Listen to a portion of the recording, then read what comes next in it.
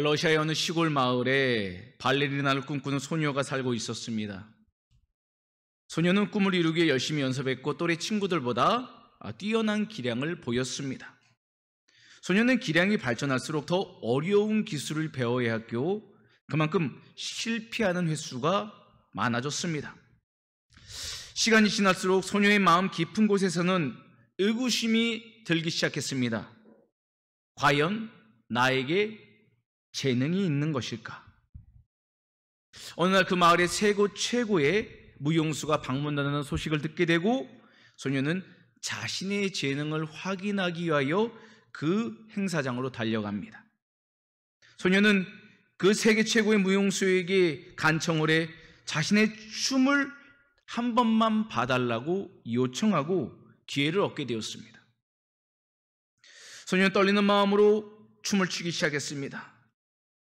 무심한 눈으로 바라보던 이 당대 최고의 무용수는 1분도 지나지 않아서 그 소녀의 춤을 멈추게 했습니다. 그만, 너처럼 뻣뻣한 아이는 생전 처음 보는구나. 넌 재능이 없어. 소녀는 부정하고 싶었지만 그럴 수가 없었습니다. 결국 소녀는 재능이 없다는 사실을 인정하고 발레를 포기하게 됩니다. 그 소녀는 평범한 가정주부가 되었고 세월이 흐른 어느 날 방문한 행사장에서 은퇴한 그 무용수를 만나게 되었습니다. 여인은 그를 보자 좀처럼 풀리지 않았던 의문 하나를 떠오르게 돼서 질문하게 되었습니다. 오래전 당신은 나에게 재능이 없다고 말했죠.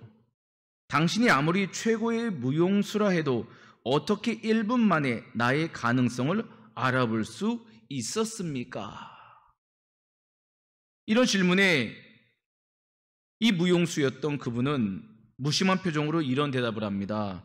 당연히 알 수 없죠. 난 신이 아니니까.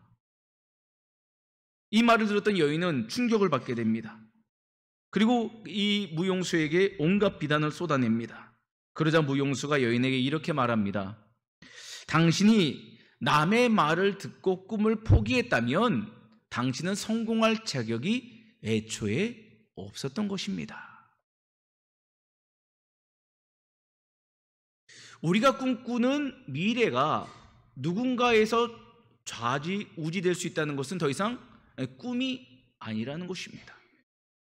혹시 우리는 누군가의 이야기 한마디 때문에 어떠한 사건 때문에 우리가 꿈꿨던 일들을 포기한 적이 없습니까? 중요한 것은 포기하지 않는, 꺾이지 않는 마음이 중요합니다. 우리의 마음이 살아있다면 우리는 얼마든지 그 고난과 역경의 걸림돌을 딛고 일어설 수 있기 때문입니다. 우리는 역경과 고난이 없는 꽃길만을 걷기를 원합니다. 누구나 굴곡 없는 인생을 살고 싶어 합니다. 하지만 누구도 역경 없는 인생을 살 수는 없습니다. 누구든지 고난을 만나는 것이 순리입니다. 사람들은 이 역경의 시간 가운데 쓰러집니다. 몸도 마음도 믿음도 쓰러지고 포기합니다.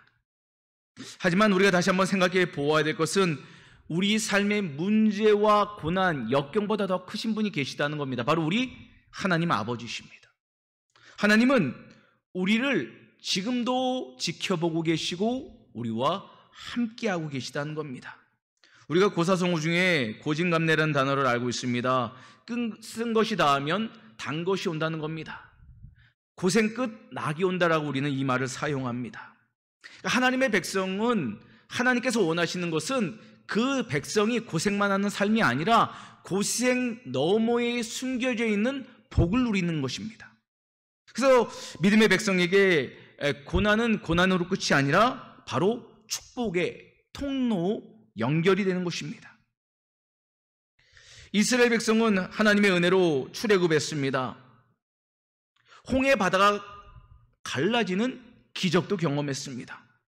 그들은 너무 기뻐서 찬양과 감사로 하나님께 영광을 올려드렸습니다. 그리고 자신들에게 약속의 땅 가나안을 향해서 전진해 나갔습니다. 한 걸음 두 걸음 힘이 있었습니다. 그런데 문제가 발생합니다. 이 광야가 짧은 길이 아니랐던 것입니다. 약속의 땅을 밟기 위해서는 다른 길로 갈 수도 없었습니다. 반드시 이 고난의 땅인 광야를 지나야만 했습니다. 광야는 사람이 정상적으로 생활할 수 없는 열악한 환경이었습니다. 누구나가 피하고 싶은 곳이 바로 광야였던 것입니다. 하지만 약속을 성취하기 위하여 이스라엘 공동체는 반드시 광야를 지나야만 했던 것입니다. 그들은 믿음으로 발을 내딛습니다. 수르 광야로 들어가서 사흘 길을 걷기 시작했습니다. 하지만 마실 물을 얻지 못했습니다. 그들은 힘을 내어 마라에 도착하게 되었고 그곳에서 물을 발견하게 됩니다. 하지만 마라의 물은 써서 마실 수 없는 물이었습니다. 유익이 아닌 해악을 주는 물이었습니다. 이런 상황 가운데 하나님이 왜 우리를 구원하셨는가라는 의구심이 일어납니다. 하나님이 우리를 여기서 죽이시려는 것인가? 하나님이 고난 가운데 우리를 버리시려는 것인가? 라는 의문점이 일어납니다. 하지만 하나님께서 원하시는 것은 이런 환경을 통해서 믿음의 백성들을 다듬고 더 좋은 믿음의 군사로 준비시켜 약속의 땅으로 입성시키려는 놀라운 계획을 가지고 계시다는 것입니다. 오늘과 다음 주 두 번에 걸쳐서 마라에서 엘림으로 이뤄가는 이 신앙의 여정을 함께 살펴보면서 우리 삶에 원하시는 신앙의 모습이 무엇인지를 다시 한번 살펴보는 이 시간 되기를 바랍니다. 자, 22절부터의 말씀을 우리 한 절씩 교독합니다. 모세가 홍해에서 이스라엘을 인도하며 그들이 나와서 수르 광야로 들어가서 거기서 사흘 길을 걸었으나 물을 얻지 못하고 마라에 이르렀더니 그곳 물이 있어서 마시지 못하겠으므로 그 이름을 마라라 하였더라. 함께 봤습니다. 백성이 모세에게 원망하여 이르되 우리가 무엇을 마실까 하며. 아멘. 자, 마라의 시간을 보내고 있는 분들이 계시다면 오늘 말씀을 귀 기울여 들으시길 바랍니다. 인생의 쓴물을 마실 때 어떻게 그것을 통과할 수 있는 것입니까? 어떻게 그 고난을 벗어날 수 있는 것입니까? 하나님의 은혜를 기억해야 한다는 겁니다. 하나님의 은혜를 잊지 않아야 됩니다. 홍해를 건너서 이 마라까지는 약 한 50km 정도 됩니다. 50km. 성인 남성들이 행군을 하게 된다면은 하루 정도 가면은 갈 수 있을 거리 같은데, 중요한 것은 여기는 떼양 펼치는 사막과 같은 광야입니다. 남성들만 가는 것이 아니라 노약자, 어린아이 다 같이 가야 되는 곳이었습니다. 시간이 더뎠습니다. 3일 길을 걷게 됩니다. 물 한 모금 먹지 못하고 걸어야만 했습니다. 그렇게 힘겹게 도착한 곳이 마라였습니다. 마라, 쓴 것이라는 뜻입니다. 그 지명답게 물도 썼습니다. 그 물은 마실 수가 없었습니다. 간절함이 컸던 만큼 원망이 깊어질 수밖에 없는 환경이었습니다. 환경이란 건 사람의 마음을 위축시키고 원망을 불러일으키는 통로가 됩니다. 마실 물이 없어서 이스라엘 백성은 모세를 원망했습니다. 모세를 원망하는 것은 그를 세우신 하나님을 원망하는 일이었습니다. 안타깝게도 가나안으로 향하는 이스라엘 백성의 그 감사와 기쁨은 어느 순간 고난이라는 환경을 통해서 불평과 원망으로 변질된 것입니다. 우리들이 인생을 살아가면서 좋은 일이 얼마나 많았습니까? 기쁜 일이 얼마나 많았습니까? 감사한 일도 참 많았을 것입니다. 그런데 우리 현실의 삶 가운데 일어나는 작은 걸림돌, 작은 불편함, 작은 고난 때문에 지나온 일들을 우리가 잊어버리기가 쉽상입니다. 그것이 우리의 약점이면 약점이고 죄성이면 죄성인 것입니다. 우리는 잊어버리는 습성을 가진 불충한 백성인 것입니다. 무엇보다 사람들은 자신들의 현실의 문제 때문에 주변을 잘 못 보는 시야가 좁아지는 현상을 갖게 됩니다. 시야가 좁아집니다. 주변에 있는 사람들이 나를 얼마나 도와주고 얼마나 응원하는가, 나의 가족들이 나를 세우기 위해서 얼마나 헌신하는가를 볼 수 없게 됩니다. 그 사람들을 향해서 원망과 미움만 쏟아내게 됩니다. 근데 이런 관계를 계속 지속하다 보면은 처음에 견디던 사람들도 같이 아파하고 같이 원망이라는 큰 불구덩이에 들어가는 것이 원망의 전염력인 것입니다. 그래서 이스라엘은 이 고난과 원망의 시간 가운데 하나님의 구원의 은혜를 되찾아야 됐던 것입니다. 하나님은 그들을 출애굽시키기 위하여 애굽 땅에 10가지 재앙을 허락하셨습니다. 홍해 바다라는 것을 가르시고 바닷길을 마른 땅으로 걷게 하셨습니다. 그리고 자신들을 쫓아오던 애굽 군대를 그 바닷물에 수상시키신 하나님의 능력을 경험시켜 주셨습니다. 그것이 3일 전 일입니다. 이런 사람의 힘으로 할 수 없는 큰 능력을 경험했던 그들이 이것을 잊어버렸을 때 하는 일이 뭡니까? 원망이었던 것입니다. 그러므로 우리는 기억해야 됩니다. 힘들고 어렵고 원망하고 불평하기 전에 우리를 구원하신 하나님을 기억하시기를 바랍니다. 지금까지 지내온 것 주의 크신 은혜 아닙니까? 우리 가정을 지키시고 우리 직장을 지키시고 우리 교회를 지키시고 믿음의 교우들을 지키시 하나님의 은혜를 기억하는 우리가 되기를 바랍니다. 하나님의 은혜를 기억할 수 있다면 지금 이 마라에 쓴 물은 반드시 단물로 변화되게 될 것입니다. 오히려 이 고난의 시간이 좋은 은혜를 얻는 기회가 될 것입니다. 우리는 하나님이 주시는 그 은혜를 경험함을 통해서 마라를 넘어서 참된 은혜를 누리는 거룩한 백성으로 살아가기를 주님의 이름으로 축복합니다. 두 번째 바라볼 말씀은 25절 말씀입니다. 우리 25절 말씀 함께 봅니다. 시작. 모세가 여호와께 부르짖었더니 여호와께서 그에게 한 나무를 가리키시니 그가 물에 던지니 물이 달게 되었더라. 아멘.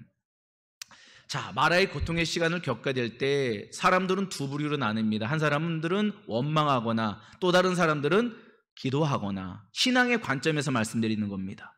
근데 우리 믿음의 백성들은 어떻게 되는가? 이 고난의 마라를 마시고 있을 때 반드시 기도해야 되는데 그냥 기도하지 말고 부르짖어 기도해야 됩니다. 원망의 소리가 클 때 우리가 하나님을 향해서 부르짖는 태도가 너무 필요합니다. 마라에 도착한 이스라엘 백성들은 하나님과 모세를 원망했습니다. 얼마나 소리가 컸을까요? 200만이 넘는 사람들이 한결같이 원망하니 그 모세 한 사람이 어떻게 그걸 견딜 수 있었겠습니까? 하지만 위축될 수밖에 없는 모세가 지금 하나님을 향해서 기도합니다. 그냥 기도하지 않고 하나님을 향해서 부르짖습니다. 하나님을 붙잡고 있습니다. 이게 바로 육적인 신앙생활과 영적인 신앙생활하는 분들의 고난 가운데 임하는 다른 태도입니다. 우리가 신앙생활 다 한다 말하지만 고난을 어떻게 대하는가가 실제적인 우리 영적인 건강 지수라는 거예요. 힘들고 어려울 때 기도의 자리를 나오는가? 힘들고 어려울 때 사람 찾아가고 환경 찾아가고 여러 가지로 회피하는가? 그것이 바로 우리의 영적인 건강 지수인 것입니다. 여러 가지 세상 방법으로 믿음의 백성들이 위로를 받고 싶어 할 수도 있습니다. 하지만 그런 방법으로는 근본적인 문제를 해결할 수는 없습니다. 진정으로 문제를 해결받기를 원한다면 이 마라라는 걸림돌이 디딤돌로 바뀌어지기를 원한다면 하나님을 찾으시기를 바랍니다. 새벽을 깨워야 됩니다. 하나님을 향해서 부르짖고 또 부르짖는 것, 이거야말로 최고의 선택의 방향인 것입니다. 베드로전서 5장 7절 말씀을 우리 함께 봅니다. 시작. 너희 염려를 다 주께 맡기라. 이는 그가 너희를 돌보심이라. 아멘. 하나님이 손이 짧아 우리를 못 돌봐주시는 게 아닙니다. 하나님의 능력이 제한이 있어 우리를 못 도와주시는 게 아닙니다. 우리의 삶의 무거운 짐을 주님 앞에 내려놓을 수 없는 우리의 강팍함이 문제인 것입니다. 하나님은 우리를 찾고 우리를 부르십니다. 수고하고 무거운 짐자들아 다 내게로 오라. 내가 너희를 쉬게 하리라 말씀하셨습니다. 영적인 심과 육적인 심, 삶의 필요를 공급하신다고 약속하셨습니다. 그러므로 우리 삶의 현재의 아픔을 넘어서 미래를 향한 소망으로 걸어가기를 원하신다면 기도의 자리를 찾으시기를 바랍니다. 그분께 소망이 있기 때문입니다. 사람에게 소망이 있으면은 목사가 성도 여러분에게 사람 찾아주십시오라고 설교하면 됩니다. 하지만 성경에는 그런 이야기가 단 한 구절도 없습니다. 너는 나를 찾아라. 너는 나를 의뢰하라. 너는 나의 도우심을 구하라라고 약속하고 계십니다. 그러므로 우리는 고난 중에 기도할 수 있기를 바랍니다. 마라의 쓴물을 마실 때라도 하나님께 기도할 수 있다면 하나님은 반드시 그 마라의 쓴물을 단물로 역전시키시고 변화시키실 것입니다. 모세는 백성의 원망으로 상황이 긴박했지만 하나님께 모든 염려를 가지고 나와 기도했습니다. 그리고 하나님은 모세의 기도를 들으시고 한 나무를 가리키시며 물에 던지라 말씀하셨습니다. 물에 던졌더니 그 쓴 마라의 물이 단물로 변하여 사람들이 마실 수 있게 되었습니다. 모세가 그 나무를 던졌다는 것, 참 이게 중요한 관점인 것 같습니다. 하나님이 갑자기 그 나무를 짜자잔 하고 나타나게 하신 게 아닙니다. 그 나무는 원래 그 마라의 쓴물 옆에 있었던 버려진 나뭇가지였습니다. 다른 말로 하면 우리 인생의 고난을 풀 수 있는 열쇠가 이미 하나님은 준비하고 계시다는 겁니다. 중요한 것은 원망하고 불평하면 그 열쇠가 보이지 않는다는 겁니다. 탈출구가 보이지 않는다는 것입니다. 하지만 하나님의 은혜를 기억하며 기도할 수 있다면 하나님은 영감을 주시고 우리의 시야를 넓혀주십니다. 우리의 시선을 하나님을 향해서 보게 하시고 하나님이 바라보시는 그 나뭇가지를 보게 하셨던 것처럼 우리의 삶의 탈출구를 보게 하시는 줄 믿으시길 바랍니다. 그래서 하나님을 바라보고 그분께 집중하는 기도가 필요한 것입니다. 하나님은 마라의 쓴물이라는 문제 앞에 해결책을 가지고 계셨습니다. 원망에서는 해결점을 찾을 수 없습니다. 하나님을 바라봐야 됩니다. 그분을 찾고 그분께 두드리고 그분께 모든 것을 내어 맡길 때 우리 문제의 해결점을 하나님은 보여주십니다. 우리가 어려운 가운데 있을 때 기도할 수 있는 것이 중요합니다. 하나님은 우리에게 지혜를 주시고 우리에게 피할 길을 예비하십니다. 사방이 우겨쌈을 당한다 할지라도 하나님은 하늘길을 여시듯이 홍해길을 여시듯이 광야의 길을 여시고 마라의 쓴물로 단물로 바꾸시는 능력의 하나님이신 줄 믿으시길 바랍니다. 그 하나님이 우리를 부르셨으니 오늘 우리 인생의 쓴물을 다 주님 앞에 내어놓고 하나님이시는 은혜로 체험받기를 주님의 이름으로 축복합니다. 수많은 이 고난과 역경 가운데도 끝내 역전을 이루는 한 분을 소개하겠습니다. 정성호 감독입니다. 우리 이번 주에 개봉한 킹 오브 킹스의 감독님이십니다. 기독교 애니메이션 중 역대 최대 오프닝 기록을 세운 이 킹 오브 킹스는 개봉 첫 주말 수익 1940만 달러, 첫날 수익만 700만 달러에 이르렀다고 합니다. 북미에서 3,400여 개에서 개봉했는데 이 개봉된 극장 수는 미션 임파서블과 거의 동일한 숫자라고 합니다. 이 영화가 이제 7월 16일에 우리 이제 국내에서도 개봉되었습니다. 어떻게 이 성경 애니메이션이 이렇게 세계를 강타하는 애니메이션으로 쓰임받게 되었을까요? 이 정성호 이 감독은 이런 간증을 합니다. 이 일을 하게 되기 이제 10년 전으로 돌아갑니다. 이분은 컴퓨터 그래픽 회사의 유명한 대표였습니다. 그는 세계적인 사람들과 함께 영화에 참여하고 안정된 수익과 명성도 이미 얻고 있었다고 합니다. 근데 그러던 어느 날에 하나님이 자꾸 자기 마음에 부담감을 주셨다는 겁니다. 하나님 자꾸 자기를 부르셨다는 겁니다. 예수님의 이야기를 애니메이션으로 만들어라, 이런 말씀을 주셨다는 거예요. 그걸 계속 거절했다는 거예요. 아니에요. 요즘 기독 영화 요즘 누가 봅니까? 기독 애니메이션 누가 봅니까? 그렇게 치부했다는 거예요.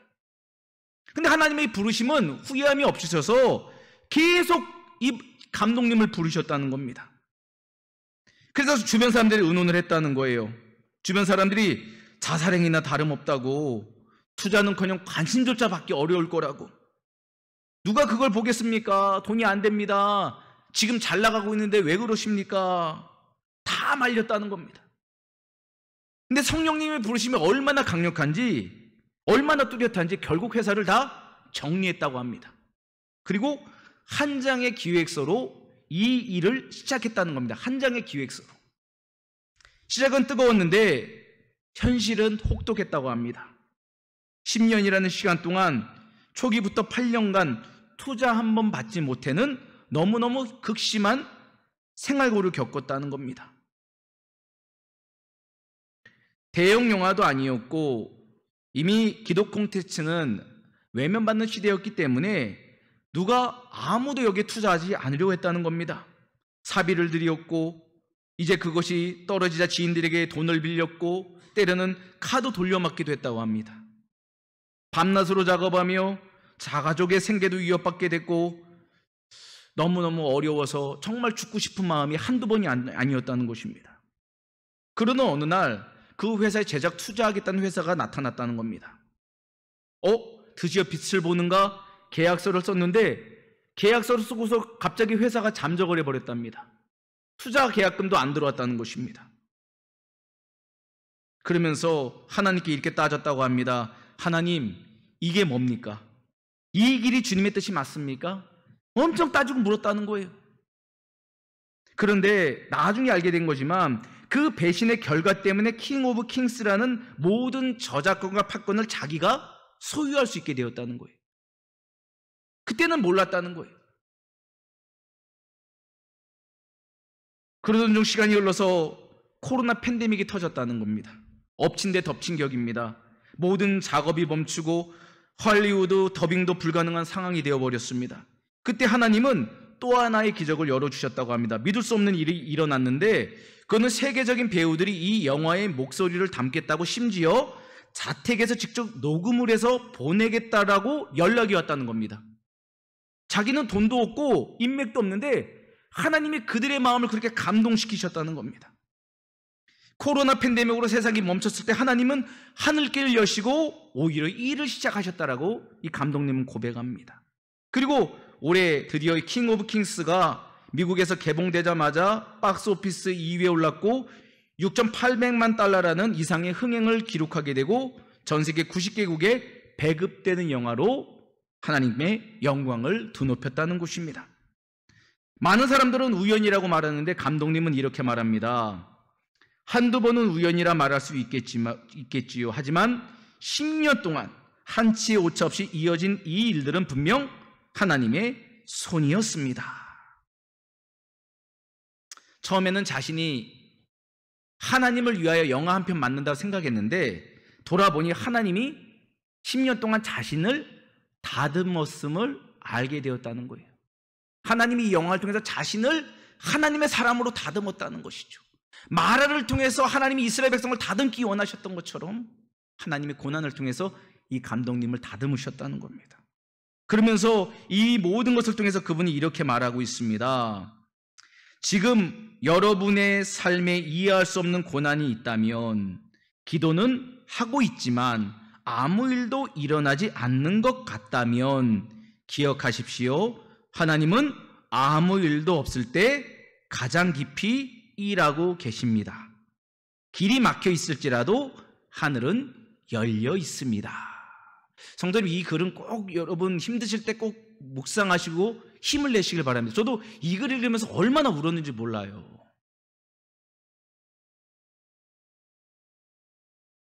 지금 우리가 힘들고 어려울 때 아무 일도 없는 것 같지만 하나님은 가장 지금 깊이 일하고 계시다는 거예요. 길이 막혀 있어도 하나님은 하늘길을 여시는 분이라는 것이죠. 우리 성도 여러분과 내 하나님은 이런 하나님이신 줄 믿으시길 바랍니다. 그리고 하나님을 찾으시고 고난의 쓴물을 주님 앞에 내어 맡기고 하나님, 이것이 기쁨의 물로 바뀌기를 원합니다. 기도하시기를 바랍니다.